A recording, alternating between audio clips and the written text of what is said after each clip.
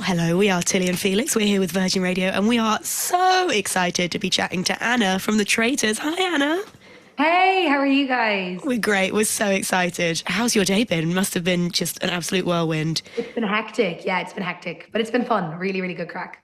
Well, thank you so much for taking the time to chat to us. We're really happy to chat to you. Oh, I'm delighted. It's so cool to chat to you, Anna. We have to start with a slightly cheeky question, if that's all right. Go on. Have you learned how to tie a knot yet? It's so funny because I've gotten so many questions of people saying, oh, any advice if you're applying for the Traitors Series 4? And I just keep saying, like, do a sailing course, like, learn a fake accent, like, don't be a doctor. And that was such an iconic moment with Queen Linda, and it's been a big week because, of course, Queen Linda was banished on Wednesday, and I think it's fair to say that to a lot of people watching, it felt like it was quite obvious that Linda was acting, and that's, a lot of people have been saying that. What was it, that was so different for you guys? Why do you think it took a bit longer to catch her as a traitor? Well, of course, it's a TV show, so the audience has viewers' privilege of sitting in the room, hearing every conversation, and also being told it's Linda. But also, one thing I could say about Linda is like that all the time. I just feel like the audience will fully understand when they see Linda in her interviews. Linda saying like, "Oh, darling," is just like, that's just a Lindaism. Like she lives and breathes drama, and she just is kind of a chaotic person. Also, Linda can be a bit scatty, and I think we weren't, thinking a traitor. The way sometimes you're like, it nearly seemed too obvious. Yeah, like totally. You kind of, I don't know how to describe it. You expect like a traitor to be like a little craftier or something. It was the tears for me was the moment where I was like, oh, Linda, come on. And there's a great shot of everyone looking at her like, what? I know. That was an odd one, yeah, especially because obviously the thing is like everyone in the house is close, everyone's really good friends, but like so Linda's was like I was really close with Livy, but I remember at the round table when it came up and they go, were you very close? And I just say like no, and Leanne goes, no, you weren't. It's funny because I think the tears, she was. There was a couple of things. I think I don't think she was going to make it to the final, but because, she had a couple of people on her case. None of them being me, by the way. I really, truly was flabbergasted. But the tears are definitely, the nail into coffin, so to speak.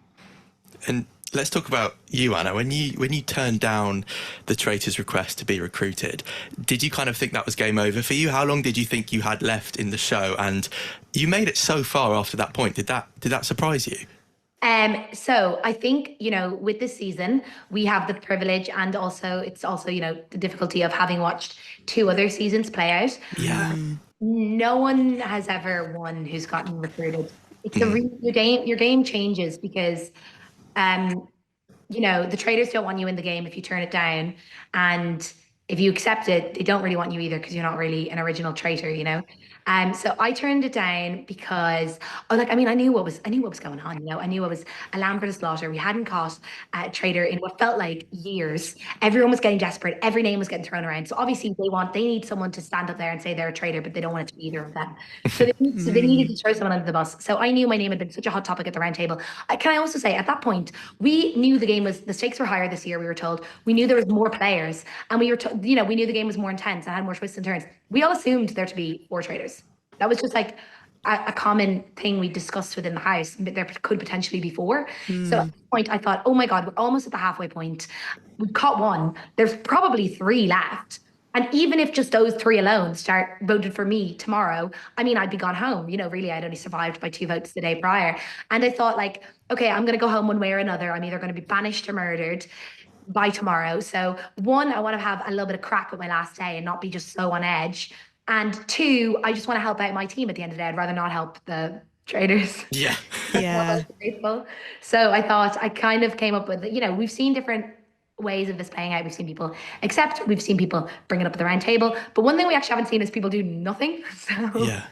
I thought, okay, what I'm going to do is I'm going to say nothing. I'm going to see, is my name brought up at the end of the round table? I was sure I was going to be murdered that evening, like so sure. So I thought, okay, I'll just let the round table play out as is, and me not getting brought up could be a clue. Look, was it a clue? I actually wasn't, you know, but how are you to know when you're, you know, in the game? But I mean, Linda had been so sure of me the day before, you know, she was really slating me for not tying it off.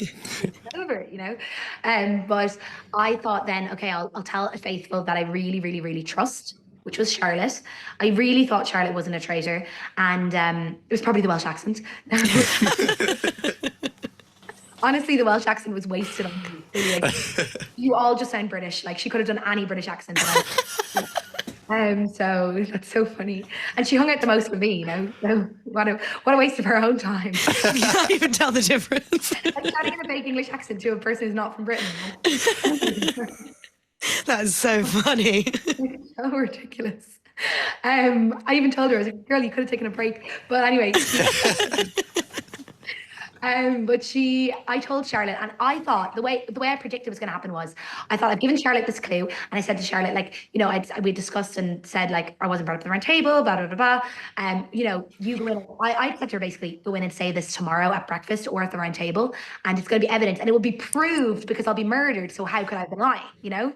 And then obviously I then live another day. But you know, another reason is you're playing a game that I was trying to play it as a team player, but you are also trying to play it as an individual. I thought I'm only going to tell Charlotte because I don't really know who else to trust. And I also thought, well, if they don't know my next move, there's always a chance they might not murder me because they might just be confused. So I thought, well, maybe I'll live to survive another day. But at that point, those next 3 days, I mean, it's my slow mental demise. You can kind of see I'm losing. It was incredible to watch. I was on the way out every day, you know, and you're always convinced that, but I felt like I had like more reason to believe I was on the way out. Yeah, and then when you were chosen to play the game, I think that must have just been like, not another thing. Yeah, yeah. It was. Although one thing I will say is I am so delighted I got to do all those things. At the time, I felt really like, oh my God, like what am I doing? But coming out of it, like I was like, wow, I got to actually have so many amazing experiences that were so like, when else are you going to be picked up by Claudia Winkleman in the middle of the night and asked to play a game of cards? You know? That's a bucket list moment. That's once a lifetime experience, like.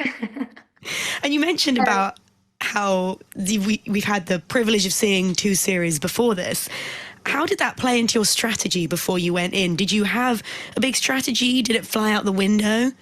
I actually think you think it's an advantage getting to see 2 seasons. I nearly think it's a disadvantage because you're living with old paranoia of things that have happened in the past. Yeah. But you see massively, and I know that Amanda talked about it in My Uncloaked, how, like, you know, Freddie's saying, oh, they've got it out for me. I'm saying they've got it out for me. Leanne's saying they've got it out for me. Like, even Linda at one point is saying they've got it out for me, which But I think the reason that everyone thought that is because, or everyone's saying, like, why am I still here? People say, why were they saying that this series? It's because we had, in a way, the disadvantage of watching the Harry and Molly relationship work last year. You know, Dan talks about it as well. Am I really close to a traitor? Is that why I'm here? And I think all of us were going through our minds that we've watched, you know, in series 1, you watched Will keep Hannah around because they were really good friends. And then in series 2, you watch Harry keep Molly around and you watch him kind of talk about that relationship and in a way nearly, you know, talk about how he's manipulating her and how she's never going to vote for him. And a lot of us, you can't help but think, oh my God, well, I've watched this twice before. Same as when I was recruited by the Traitors. I'm like, I've had the advantage of watching different ways play out. So I've got to like base it on that when actually in reality, you know, it kind of is a disadvantage because it's a totally unique new situation with a totally new path. So past things aren't always the case. And you mentioned Uncloaked just then, Anna. We saw you finding out who the traitors were last night on Uncloaked. How was that? There was your reaction was amazing, which makes me think it kind of wasn't what you were expecting. But just talk us through finding out. So I know everyone will slate me for this, but I got everything wrong all game. I think I voted right once. Thank God. I got everything wrong. I was wrong about everyone. And I really I'm not trying to say I was a smart player. The only thing I got right was from day 2, I was sus of Mina. But I kind of dropped the suspicion. The people I thought were the traitors were Lisa, Alex, and Mina. And then I thought there was a 4th one who I wasn't really sure about. You know, you don't get to see every narrative play out on the show, but they were my suspicions. And, you know, I know at the round table when I voted for Mina with that atrocious spelling. Honestly, I would have voted for her sooner if I just knew how to spell her name. Oh my God, sorry for cursing. I would have voted for her sooner if I just knew how to spell her name. But I was like trying to, you see me at the table going like this, and I'm like sounding it out, being like, I I wasn't surprised by the Mina one because the reason I know people are saying, oh, you can't put her for all the wrong reasons. I had actually I clocked a couple of things being odd, which I did say in my final speech when I turned around the card. I said a couple of odd things you've done the past few days. My massive regret for me leaving the show is I didn't really talk about those maybe as much as I should have. The thing that what's so funny is the things that I thought were, which I actually don't think were the obvious reason she was a traitor. It was one, she voted for Livy on day 2 and she never brought it up again or brought it up at the round table. And for me, that was like odd because you never really see that happening. And I thought that was when I started to had like a thought in my head. And then day 2, she was talking a lot about Charlotte right before we go to bed, her and Armani in the bar. And it's so funny because I never knew I had such an expressive face, but actually Mina, because I'm literally like, because I thought it's so odd right before bed to bring up a brand new theory. Like for me, that's just like, I would never do that because I think, oh my God, I'm about to potentially put myself up for murder. Why would I be throwing names around now? If I'm throwing a name around, it needs to be like in the morning or at the round table. It's not right before bed. So I thought those two things were odd. And because of that, I've been really observing her. And that's what the glass thing was. When they said they'd marked, I instantly was like, well, what happened with the 3 people? Did anything happen with Alex? Did anything happen with Lisa? Did anything happen with Mina? And the only thing was the Mina thing, you know? And I obviously, you know, that actually wasn't how I was marked, but I was sus of her. You know, so I think when that came out in Uncloaked, I do say, like, I've been thinking it since day 1, and it's not in the show, but that was, so I'm a bit mortified because, you know, everyone can say, oh my God, you didn't. I was wrong. I will say that is my only correct thought I'd had all show, and I was wrong about the 2 other people. So I'm not trying to say I was a genius. And finally, just before we leave you, we've got to ask, at this point in the game, who is in your top 3? Who do you want to see in the final?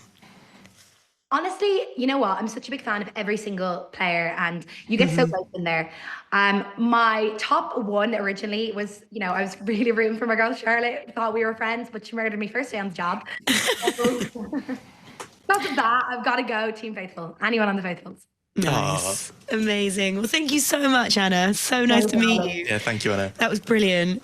Thanks so much. That was